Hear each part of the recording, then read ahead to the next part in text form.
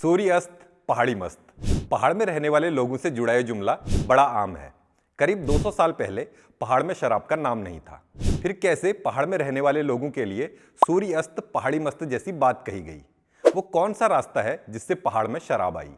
उत्तराखंड में लगभग हर गांव में शराब की वजह से बर्बाद परिवार की कहानी एक जैसी है। ऐसे में यह सवाल और बड़ा हो जाता है कि वो कौन है जिसने पहाड़ के सामाजिक जीवन में भी शराब घोल दी। जिन पहाड़ों में कभी शराब के ठेके खोलना एक टेढ़ी खीर समझी जाती थी, वहां आज लगभग हर मोड़ पर बार हैं। औसतन हर महीने नकली शराब पकड़े जाने की खबरें भी आती हैं। आज स्थिति ऐसी बन गई है कि उत्तराखंड में शराब पर रोक की बजाय बड़ी समस्या नकली शराब पर रोक की बताई जाती है। नमस्कार, मैं मंजुल। आज की वीडियो में जानते हैं कैसे पहाड़ों को बर्बाद करने के बाद अब असली शराब और नकली शराब का खेल शुरू हुआ है। इस मुद्दे को समझने के लिए सबसे पहले यह जानने की कोशिश करते हैं कि पहाड़ में शराब लाया कौन। द हिमालयन गजेटियर नाम की एक किताब है।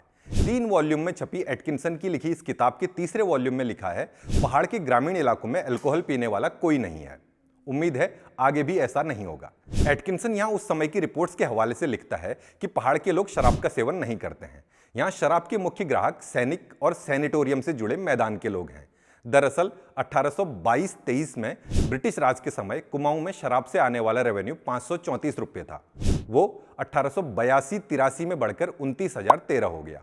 आंकड़े को देखकर लगता है कि पहाड़ के लोगों को 1822 से 1882 के बीच ही शराब की लत लग चुकी थी। एटकिंसन अपनी किताब में जो बातें दर्ज कर रहे हैं वो सरकारी रिपोर्ट्स के आधार पर है, इसलिए ये एक लंबी बहस का मुद्दा है कि 1882 तक पहाड़ के लोगों के बीच शराब का प्रचलन कितना था। लेकिन पहाड़ में शराब की स्थिति को आप और बेहतर एक दूसरी किताब से भी समझ सकते हैं। किताब का नाम है वंडरिंग्स ऑफ हिमालय। पीटर बेरेन की लिखी इस किताब में 16वां चैप्टर अल्मोड़ा पर है। इसमें एक जगह लिखा है कि अल्मोड़ा में एक बड़ी दुकान काशी शाह की है जो अच्छे से पैक्ड सामान बेचता है, लेकिन अफसोस कि वो इतना कट्टर हिंदू है कि अपनी दुकान को शराब, सिगरेट और स्प्रिट से अपवित्र नहीं कर सकता। बहरहाल हम इस बहस को इतिहासकारों के खेमे में डालते हैं कि पहाड़ियों को शराब की लत 1882 से पहले लगी या बाद में। लेकिन यहां 2 बातें पूरी तरह साफ हैं। पहला, पहाड़ में शराब का बीज अंग्रेजों ने बोया, और दूसरा, 1882 तक पहाड़ में कैंटोनमेंट और हिल स्टेशनों में ही शराब बिका करती थी। उत्तराखंड के इलाकों से ब्रिटिश सेना में खूब भर्तियां हुआ करती थी। पहाड़ में शराब सामाजिक रूप से प्रचलित करने में छुट्टी आए इन सैनिकों की भी बड़ी भूमिका है। दूसरा, अंग्रेजों ने जो भारतीय और अंग्रेजों के बीच के अंतर का ठसका बनाकर रखा था, उसमें शराब का सेवन करना साहबों वाला काम था। ये कहा जा सकता है कि 1920 के आसपास तक पहाड़ के ग्रामीण इलाकों में शराब अपनी जगह बना चुकी थी। इस बात की तस्दीक इससे भी होती है कि 1925 में बद्रीदत्त पांडे लिखते हैं कि यहाँ 90% लोग नशे की गिरफ्त में आ गए हैं। इससे पहले अल्मोड़ा अखबार शराब के बढ़ते प्रचलन पर अपनी कई तीखी टिप्पणियां कर चुका था। आजादी के बाद उत्तराखंड में शराबबंदी से जुड़े कई बड़े आंदोलन हुए। ये आंदोलन कितने प्रभावी होते होंगे उसे आप इस तरह समझिए कि जब 1977 में जनता पार्टी की सरकार आई तो उसने अल्मोड़ा, नैनीताल, देहरादून सहित 5 मैदानी जिलों में शराबबंदी लागू कर दी। शराबबंदी के दौर में पहाड़ों में लिक्विड दवाओं से अल्कोहल सेवन का ऐसा दौर चला कि लोग इस शराबबंदी को ही गलत फैसला मानने लगे। 1980 में जब फिर से कांग्रेस की सरकार आई तो उसने पहाड़ के 3 जिलों से शराबबंदी पूरी तरह हटा ली और 2 जिलों में परमिट पर शराब बेचने की इजाजत दे दी। इसके खिलाफ पहाड़ में शराब नहीं रोजगार दो जैसा बड़ा और सशक्त आंदोलन भी हुआ। खैर, अगर आप पढ़ने के शौकीन हैं तो आपको एंटी अल्कोहल मूवमेंट पर डॉक्टर शेखर पाठक का पेपर जरूर पढ़ना चाहिए। डॉक्टर शेखर पाठक अपने पेपर में लिखते हैं कि अंग्रेजों के आने से पहले शराब का प्रचलन भोटिया व्यापारियों और तराई के इलाकों में ही प्रचलित था। इस पेपर में डॉक्टर पाठक ने उत्तराखंड शराबबंदी से जुड़े आंदोलन पर भी काफी विस्तार से लिखा है।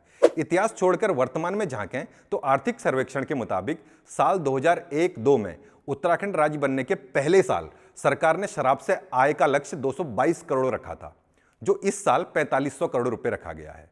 पिछले साल दिसंबर महीने के सिर्फ आखिरी हफ्ते में ही उत्तराखंड में करीब 66 करोड़ रुपए की शराब की खपत हुई है। 1 अप्रैल 2024 से 31 दिसंबर 2024 तक उत्तराखंड आबकारी विभाग ने 3353 करोड़ रुपए से अधिक की कमाई कर ली है। यह कमाई पिछले साल की तुलना में लगभग 200 करोड़ रुपए ज्यादा है। शराब कैसे अपराधों को रास्ता खोलती है, इसका एक बड़ा और हालिया उदाहरण ऋषिकेश का अंकिता भंडारी हत्याकांड है। अपराध की अनेक बड़ी घटनाओं के बावजूद आज शराब उत्तराखंड की अर्थव्यवस्था का एक मजबूत स्तंभ बन गई है। संविधान के अनुच्छेद 44 के आधार पर आज उत्तराखंड में यूसीसी का एक्सपेरिमेंट चल रहा है। उसी के 2 अनुच्छेद नीचे हमारा संविधान शराब पर रोक लगाने को राज्य सरकार की जिम्मेदारी मानता है।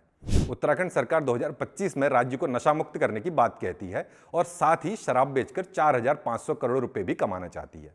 सबसे गजब तो यह है कि जो कांग्रेस उत्तराखंड में शराब का प्रचार प्रसार करती थी, आज वो शराब नहीं रोजगार दो जैसा नारा दे रही है। ये बात किसी से नहीं छुपी कि उत्तराखंड की राजनीति में पंचायत से लेकर लोकसभा चुनाव तक शराब हावी है। अब जब सरकार ने तय ही कर लिया है कि उसे अपने नागरिकों को शराब पिलानी ही है, तो एक सवाल और बनता है, क्या इतना रेवेन्यू देने वाले शराब के शौकीन नागरिकों के साथ सरकार न्याय कर रही है? सरकार का इतना बड़ा प्रीमियम कस्टमर भी मिलावट से नहीं बच पा रहा है। उत्तराखंड समेत पूरे भारत में आज मिलावटी या नकली शराब का एक बड़ा धंधा चलता है। ज्यादा मुनाफा कमाने के लिए उत्तराखंड जैसे छोटे राज्य इस तरह के धंधे के लिए ज्यादा मुफीद होते हैं। औसतन हर महीने उत्तराखंड में नकली शराब पकड़ने का खुलासा खुद पुलिस करती है।